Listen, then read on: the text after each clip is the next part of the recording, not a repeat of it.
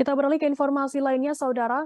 Buku hitam yang dibawa oleh Verdi Sambo, tersangka kasus pembunuhan berencana Brigadir Nofriansyah Yosua Huta Barat alias Brigadir J menjadi sorotan.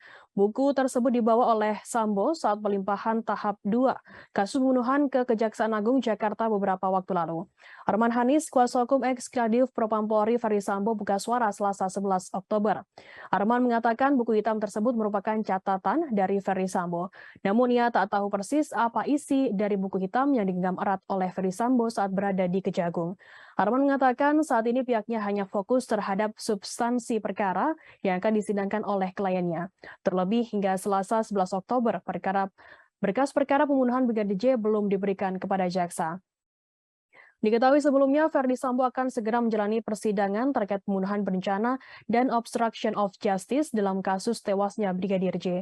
Pihak JPU telah melimpahkan berkas perkara dan dakwaan kepada para tersangka kasus pembunuhan berencana dan obstruction of justice atau menghalangi penyidikan kematian Brigadir J atau Brigadir Nofriansyah Yosua Huta Barat ke Pengadilan Negeri Jakarta Selatan pada 10 Oktober.